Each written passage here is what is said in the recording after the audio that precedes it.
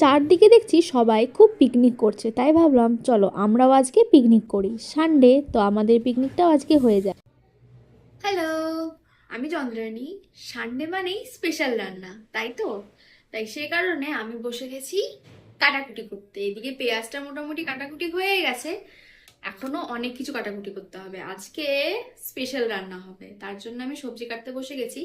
আর ওইদিকে প্রিয়াঙ্কা দিয়ে গেছে চিকেন আনতে। তো আজকে কি স্পেশাল রান্না হবে তোমাদেরকে দেখাবো একটু পরে।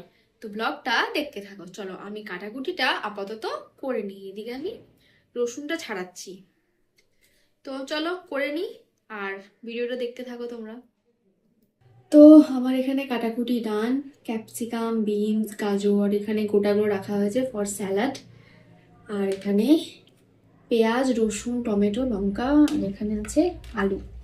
আলুগুলো কেটে নিয়েছি, এটা আমি উঠিয়ে নিচ্ছি।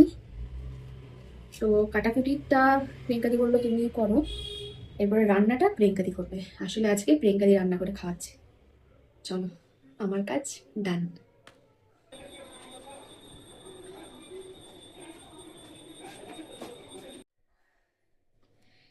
স্নান করে এসে পুজো দেওয়া হয়ে গেছে।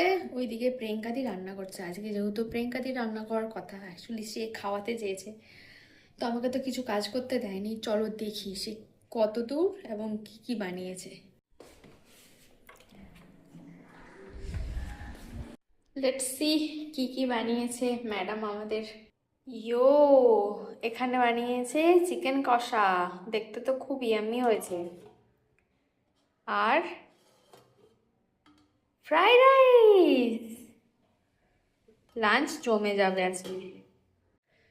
প্রিয়াঙ্কা দিয়ে এখন স্নানে গেছে, স্নানে থেকে আসুক, তারপরে দুজনে মিলে করে নেব লাঞ্চটা। ততক্ষণে আমি দেখি ব্ল্যাঙ্কেটটা নিয়ে আসি। ব্ল্যাঙ্কেট ছাদে দিয়েছি, রোদ অবশ্য দেয়নি সেরকম, তাও একটু ছাদে দিয়েছি। চলো নিয়ে আসি সব কিছু ছাদ থেকে।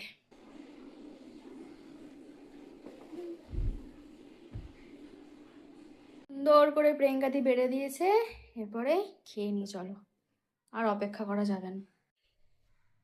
ফাইনালি এরপরে খাওয়া যাক চিকেন আর ফ্রাইড রাইস। খুব সুন্দর হয়েছে।